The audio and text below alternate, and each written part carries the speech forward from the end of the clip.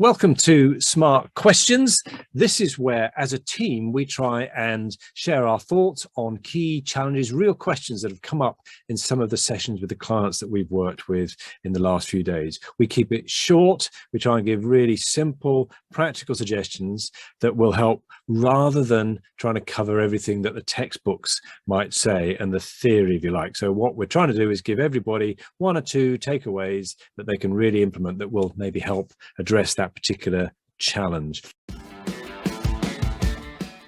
Welcome to another episode of Smart Questions. I'm here with Mel, and the question or the challenge that we've had most recently here that we're going to address today is, how do I do effective reviews and personal development plans? So Mel, what springs to mind? I think the first thing that springs to mind for me is that there are kind of two. There's the kind of formal approach, which is more about kind of measuring performance, but there's also the kind of informal sort of session that's required of individuals. You know, are they happy? Have they got what they need to be able to do their job? And making that quite sort of regular, maybe kind of monthly, with the more kind of formal performance review being kind of aligned to the 90-day planning, which would be kind of quarterly.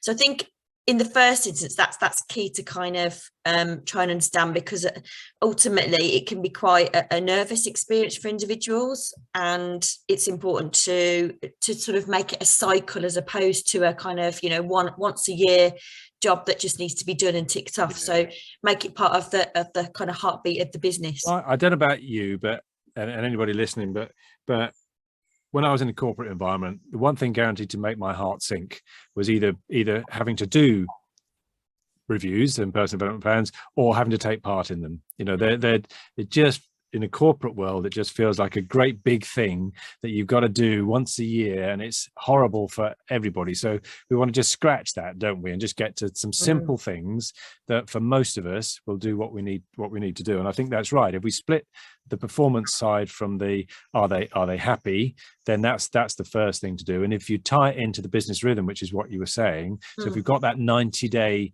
cycle, then every 90 days we can sit down with somebody and say, right, in your role, what does good look like at the end of the next 90 days? So instead of some annual great big list of metrics or something like that, just in the next 90 days, what are the big things and important things that will mean that you've done your job well? So what does success look like in your role for the next 90 days? And then, of course, you've got something to review against, and it's nice and simple. Did we or didn't we manage to do those things? So it's not personal, and it's nice and factual on that basis. Yeah, and I think as well as you're going through that kind of cycle as well, you can identify any development and training needs kind of quickly, more regularly, so they can be implemented sort of straight away rather than kind of at the end of the year. You know, a 12-month cycle is just way too long, really, for identifying if people have got those kind of needs or they're struggling to be able to perform in their job. So I think that's a key thing to mention as well. Yeah. So then that, if you supplement the 90-day, and with ideally maybe every month sitting down with somebody for it, and it doesn't have to be very long, it can just be half hour, but a more relaxed conversation about how can we help you? What more do you need? What more training maybe do you need within there? Then those sort of things will come out, and you've got an ongoing development plan that you can feed into your 90 days. So it might be that one of the things that success looks like in the next 90 days is that you've been on a training course for whatever it is, anger management or something like that. So, I hope not. I think as well, you know, just to kind of develop that thinking a little bit more as well, it's about being able to celebrate those successes as well as they come along. So we've had a really, really successful quarter, being able to celebrate those individuals that have really maybe outperformed, or just having a you know, a simple team celebration, making that kind of a regular occurrence, so people feel kind of really valued as well. Yes, so all that's going to help with the culture, and this is also part of what this is about, is building it into that culture in a nice, simple way that doesn't become burdensome, that everybody hates, but is a nice, gentle way of doing it. And that idea of the 90 days, what does good look like? Building those in, assessing against those, as well as the more regular monthly personal chats is a great way of building culture, as well as helping to identify from the reviews and the personal development plans.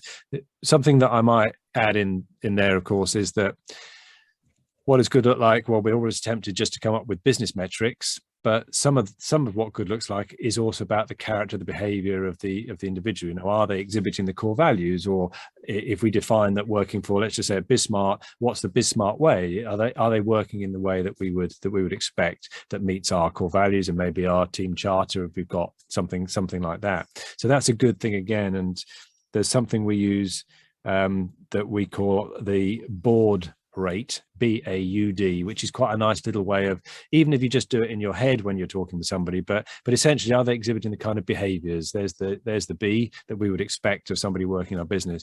Have they got the ability? You know, it could be that they just don't have the ability to do the job well. Do they understand it? Do they actually get it? Do they understand what that role is and the part that they play in the business?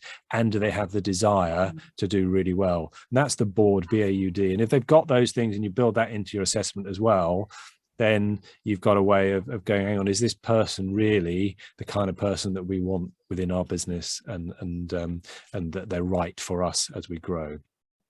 And of course, as well as you're kind of growing your business and scaling your business, and you're adjusting maybe your organizational chart, you can think ahead in terms of which people in your team might actually be suited to a future role as well, and start thinking about kind of that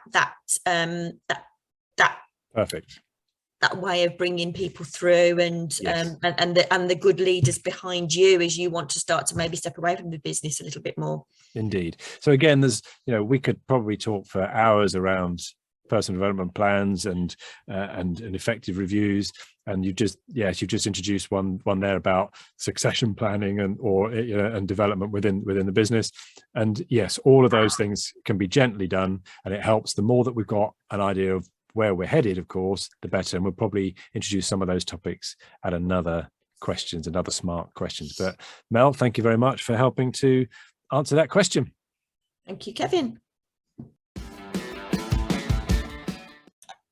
I hope you found that useful, and you've got at least one or two takeaways, things that you can do differently and implement within your business. If you enjoyed that, why not come along to our Scale Up Club? Just give us a bell. It's online. Doesn't matter where you are. You can join us once a month.